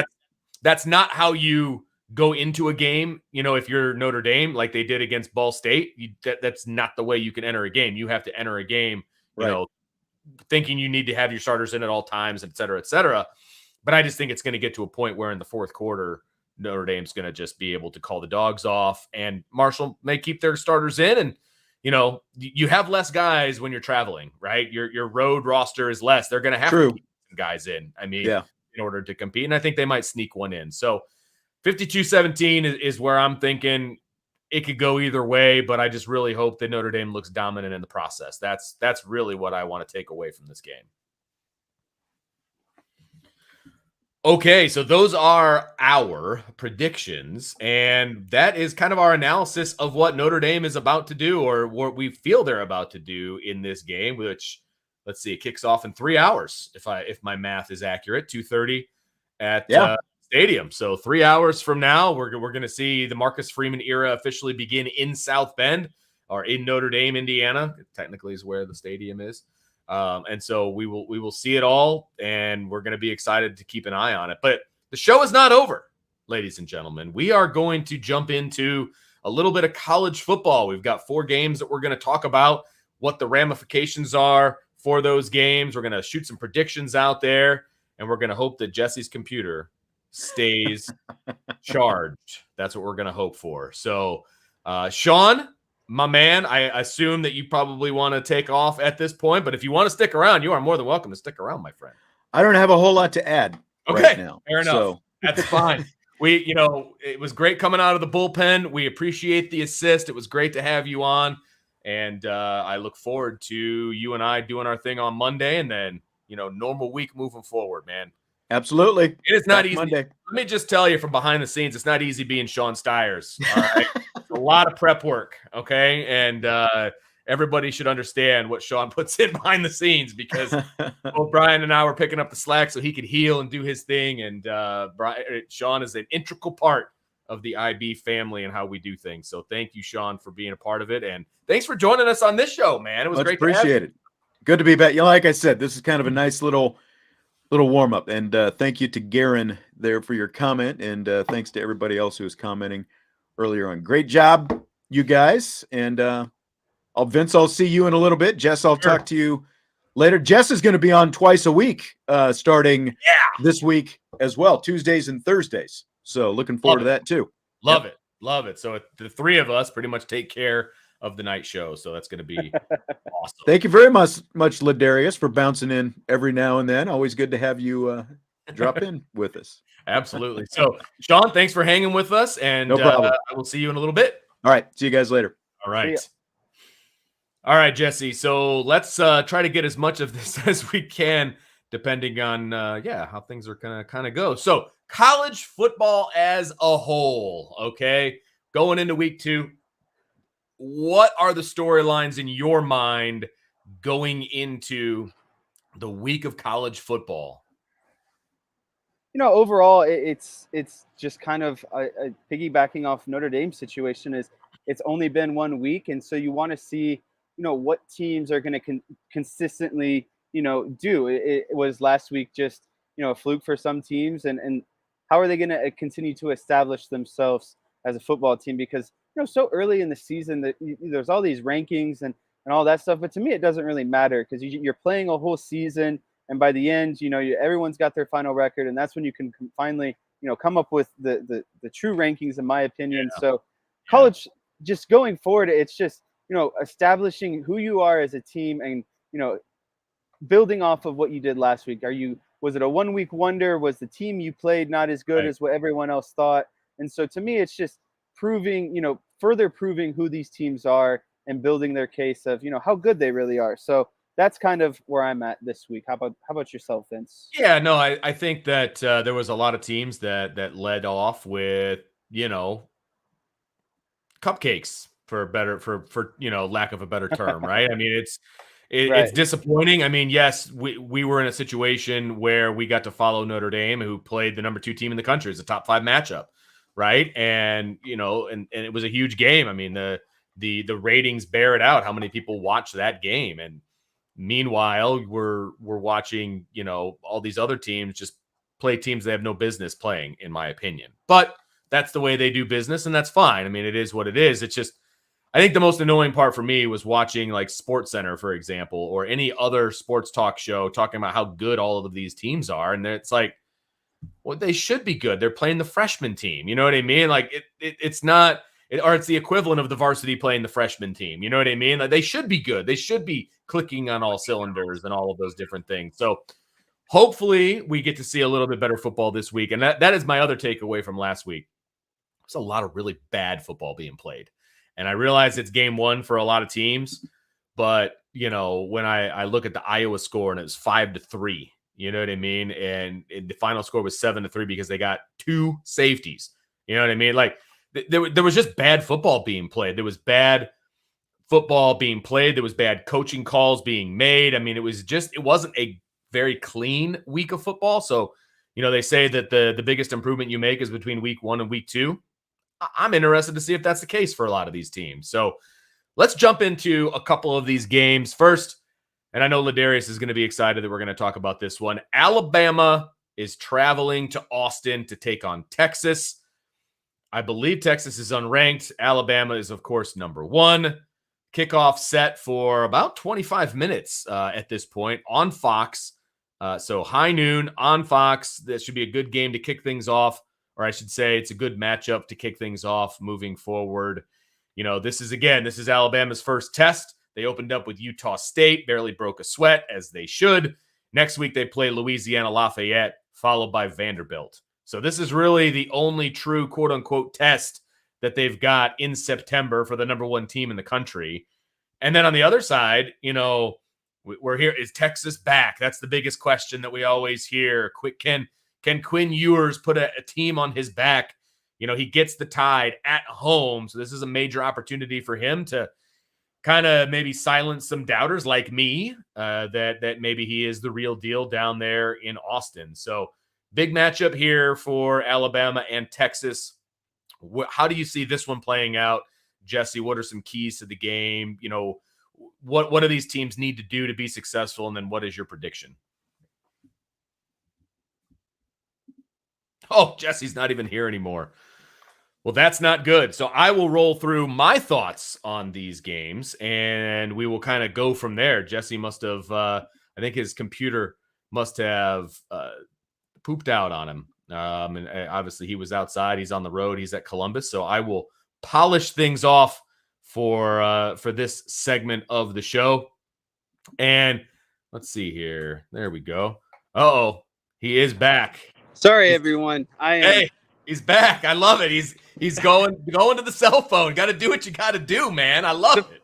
The phone overheated too as soon as I was trying to make the transition. So like the computer died and the phone locked down. And I was like running around trying to cool the phone down, get a breeze on it.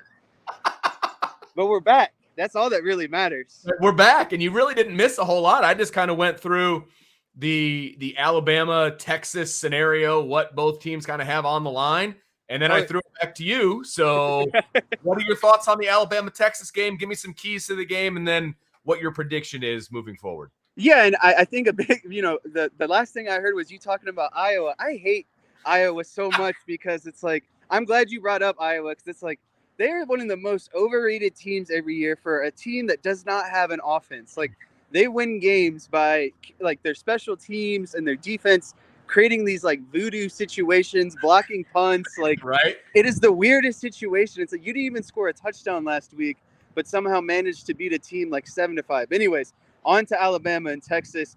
Alabama, it must be nice to play Alabama because of their first month of football, and nothing's really hard for Alabama, and for Nope. some reason everyone loves to think that they're this elite team because they go out and blow out these hard or these easy matchups, and it's like, of course they're going to. They have all the top talent in the country going against these. It's incredible, but I think for this game, Alabama just needs to worry about playing Alabama football, and that's what's won them so many games.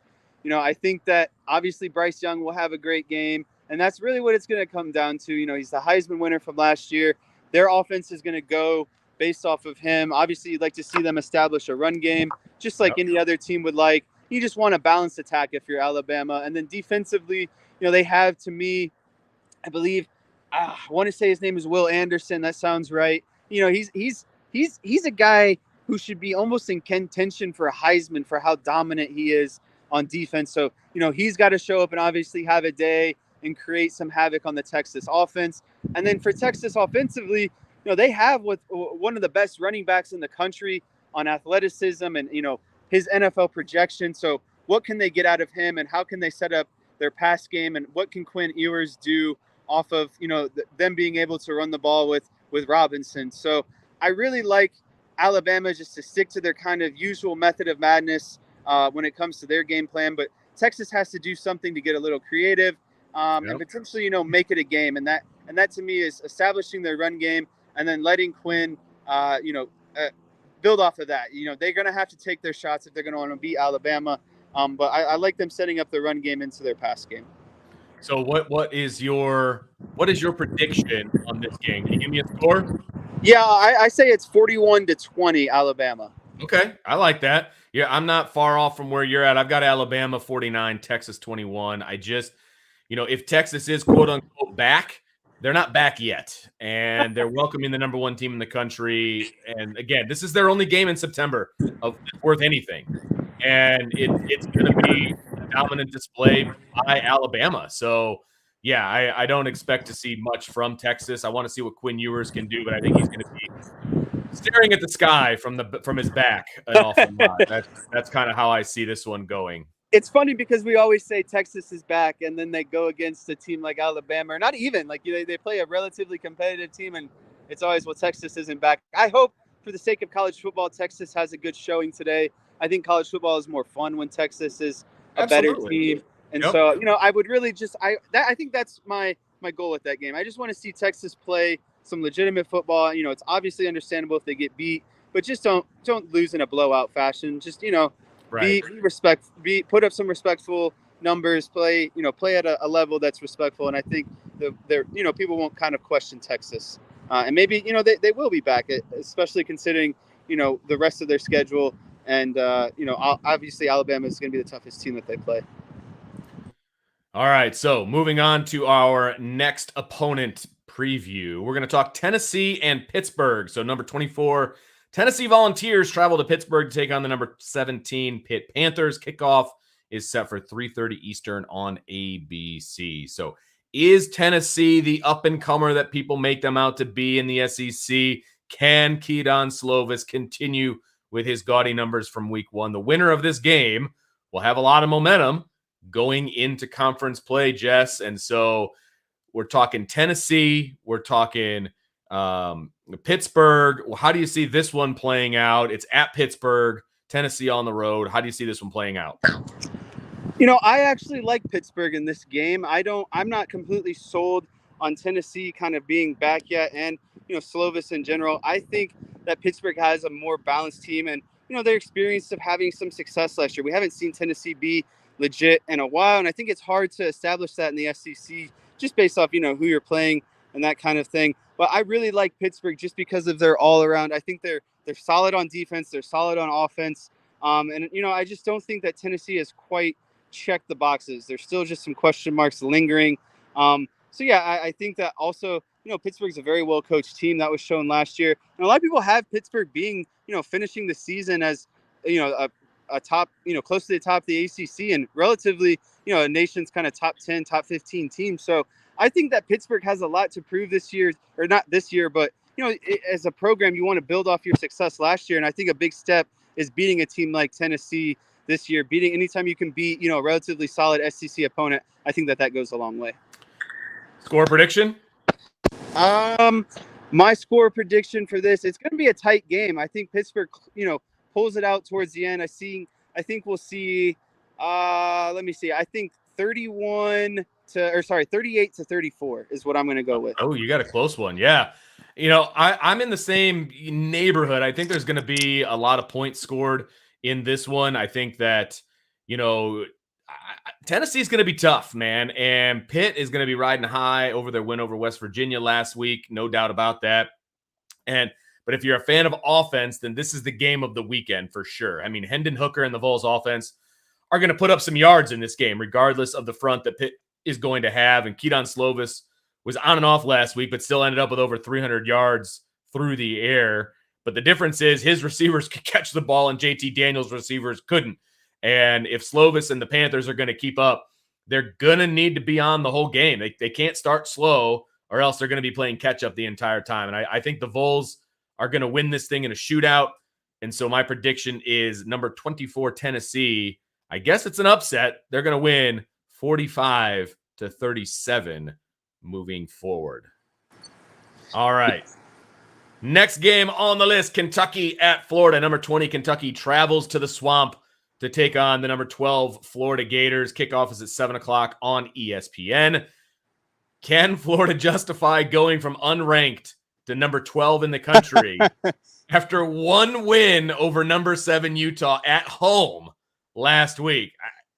Unbelievable. They weren't in the SEC. There's no way they're past 20, but they're number 12 going from unranked. I don't get it, but whatever. But is their quarterback Richardson, is he the real deal? What about Kentucky? Is this, this is an SEC venue where the Wildcats have won one time since 1979. So can they pull the upset on the road? I don't think so, Jess, but what are your thoughts on this one moving forward? Yeah, I think that it's funny what you were talking about, and it's kind of what I was hinting at the beginning of this segment is these rankings are so arbitrary at the beginning of the season because you just don't really know who these teams are quite yet. And so you want to see Florida come out and, play another solid game for the justification of, jumping into the top 15 so rapidly because they beat a Utah team that was good last year. And I think that's the craziest thing is, Utah still needed to prove something this year, in my opinion, and they had to go on the road and play, Florida in a tough environment. So, whether that win was as big as what other people think for Florida, it's the Pac-12 hasn't consistently put out a strong team year after year. It seems like in a long time. So I think Utah got too many eggs in their basket, and I think Florida's getting a little bit too much credit for their win last week against Utah. But I think that if Florida can put together another solid win this week, that it just continues to back their case. I think that, Richardson is the real deal at quarterback. I think he's very dynamic. I like what their offense can do with him kind of leading the way. And I think that Florida will win this game. And I'm going to have to go with, I think that they put up a decent amount of points as well. I'm going to go with 34-24 in this game. And I think Florida gets it done. I don't think it's, I don't think that Florida will really have to sweat this game too much, honestly. I think it's just going to be a solid, if Florida plays their solid game, they'll have enough breathing room throughout. But I think Kentucky will just kind of, continuously make it, a good game throughout. But I don't think that Florida is going to sweat it by any means. Okay. I'm in the same neighborhood as you again on this one. I think it's going to be very tough for Kentucky to come into the Swamp and do their thing and be competitive. Well, they're going to be competitive. I do see this as a competitive game. I mean, we got the whole is Kentucky a football school thing and, all of that going on. Well, this is an opportunity for them to, put up or shut up on this. And so I just don't think Kentucky has enough to beat Florida, especially in the Swamp. I think the location actually has a lot to do with this one. I'm going Kentucky 17, Florida 24. So I think it's going to be a touchdown game when it's all said and done, but I think the Gators are the ones that are going to take it home for sure. All right, I believe this is the last game on the list, Jess. All right, so Baylor, the number 9 Baylor Bears are going to travel to number 21 BYU. Kickoff is set. This is the night game. This is the after dark game. Kickoff is set for 10:15 Eastern on ESPN. Now, why does this game matter? Hey, is the Big 12 legit on the national stage? That's going to be the big question. They've got 2 teams in the top 10, and Baylor is one of them. Obviously, Oklahoma is the other. I think they're ranked 7th. But this is the first test of the season as well as they take on future Big 12 foe BYU. But can BYU keep the momentum until the Notre Dame game to make it a true battle of independence? That is going to be the question for me. Look, there's a lot to be said about experience and, all of that. BYU has that in spades. They've got all those mid-20s guys on their team, and so they got a lot of veterans playing, and Baylor's coming in, and they're looking to burn the house down. So what do you see happening in this game, Baylor versus BYU? You hit on a lot of good points there, and I think that this game is very crucial to both teams, really, because BYU, I think, needs to prove, they're legit, and that comes by obviously beating good teams. And Baylor, on the flip side of the coin, is a lot like, what we were talking about with Utah in the Pac-12. Like, they need to prove themselves that they're that team because, the Pac-12, the Big 12, they just have a team, usually one team that's pretty solid compared to the rest every year. So if, Baylor going in and winning a game like this, it proves, in my opinion, at least early on that, yeah, they're a good team and they're going to be a consistently good team. And another thing to look at is, as a Notre Dame, fan and them losing that first game against Ohio State, you want BYU to win games like this and load up their resume, because then that just makes Notre Dame look better potentially, if they come out and handle business like they're supposed to. So I think that, being a fan in this game of I want BYU to perform well. I want them to win. And I think overall that they're going to win because I think that they're a little bit more disciplined. I think that they have guys who are, more experienced and they just kind of know more or less of what they're doing. And it just seems like a more of a well put together football team. So I think this is going to be another good game. It's going to be 10 o'clock at night. That's perfect. I'll be done unloading stuff all day. I can finally lay down, catch some of this, little football before I go to bed. So that'll be nice. A good game to watch. I think this one's going to be really close, though. And I like this 31 to 30 BYU win. I think it's a very close game. I think it comes down to the end. And it ultimately might come down to who has the ball last, to be honest with you. So I'm going to go with BYU, edging them out. It's at home. They have, like I was saying, a little bit more of the experience. So that's the route I'm going. Yeah, BYU's favored by 2.5, but that basically means they're at home. And so, this is a very evenly matched game according to the Vegas odds makers, which is very interesting to me because there is a pretty good disparity in ranking. You're talking number 9 versus number 21. So, but BYU's at home. They have – I like BYU in this game because, look, and I've said this in the past, Dave Aranda, I'm very impressed with what he's been able to do at Baylor, especially after all the crap that went down, over there or down there in Texas and all of that. And he's really kind of brought this program back. They were one play away, they've been very competitive. They've been very competitive on a high level the last couple of years. And so this is an opportunity for them to make a statement, no doubt about it. And I think they've got the skill players to do it. What worries me about Baylor right now is the trenches. And I think BYU may have them beat in the trenches. And I think that might be where this game comes down to it. And that's why I give BYU the edge. I just think that they're going to have the advantage when it comes to offensive and defensive lines. And maybe this is going to be a slugfest. Maybe it's not. I don't see it being a hugely high-scoring game. I think Jaren Hall from BYU I think he just has to be efficient to be effective in this game and just let the run game kind of take over. And if he does that, I think BYU is going to walk away with a win. And so I've got BYU 27, Baylor 17. We'll see how that shakes out. It could be closer than that. I don't necessarily hate your prediction there, Jess. I think a definite possibility for sure. But, I'm excited about this game. You're right. It'll be a game where everything will be kind of put to bed. The pregame or the postgame show will probably be over by then. We can kind of sit back and just watch, some football. Just unwind. Yes, absolutely. Just kind of unwind as melt into the couch. Yes, as opposed to trying to fight traffic in Columbus, which that was horrible last week. So happy to be home. But so that's our spin around college football. Should be a fun one today, no doubt about it. Again, everything gets kicked off here in about 6.5 minutes with Texas and Alabama. So I'm sure Ladarius already has that fired up, and he's ready to rock and watch the Alabama Crimson Tide do their thing. And so we'll be watching right along with you, Ladarius, but since that's game one. We'll have to turn it off a little early, though, since Notre Dame kicks off at 2:30. But I have a feeling the game will be over by then anyway, as far as, I don't see Texas hanging in there very well. So yeah, that is actually going to do it for this edition of IB Countdown to Kickoff.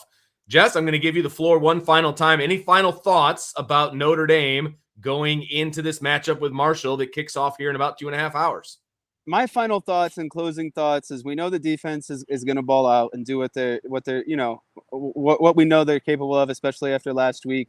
I just need, and I know we're going to see it. I'm excited to see the offense. I want to see the aggressiveness. I want to see Tyler Buckner go out on full display, and I want Tyler Buckner to play like he's got nothing to lose. And I hope that that's the mentality that the coaches are letting him go into this game with. I think Notre Dame's offense will only go as far as Tyler Buckner goes, and I think that was proven last week. And so if they want to win these big games, and outside of Marshall, Cal, all that stuff, Tyler Buckner needs to be comfortable, and he needs to be able to do everything that's in his arsenal. So those are my closing thoughts for today. Yeah, no, I completely agree with you. Tyler Buckner needs to be Tyler Buckner. He needs to be out of the pocket, needs to be rolling out. He needs to be taking shots. He needs to be running the read option. He needs to be running RPOs. We talked about, I want to say it was on the show that I don't know. It was a show that we did leading up to Ohio State. They all run together after a while. So many shows. I know, right? But somebody said, what is Notre Dame's first play going to be in the Ohio State? I was like, RPO. There's no question about it. And it was. And they gained 52 yards on the RPO, and it felt like they didn't really come back to that, which was disappointing to me. So I'm hoping that Tommy Rees and Marcus Freeman allow Tyler Buckner to be Tyler Buckner. They allow him to actually run this offense the way that he can run this offense. That's my hope and prayer for this game.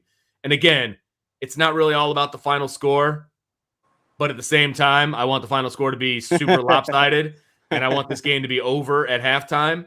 We'll see what happens. I'm excited about it. It should be a good game. I'm excited about the Marcus Freeman era finally getting kicked off at home, and I'm sure the fans will be excited about that as well. So we're looking forward to it. Obviously, Jesse and I both picked Notre Dame to win. We both picked Notre Dame to win fairly large, and we will see what happens. But make sure you hit that notification bell. Make sure you hit that subscribe button. Share with your family and friends. Enjoy your tailgating out there, folks. I hope that everybody's listening at the Irish Breakdown tailgate as well. That would be at Pole 23 in the stadium lot. So if you're on campus, make sure you check that out.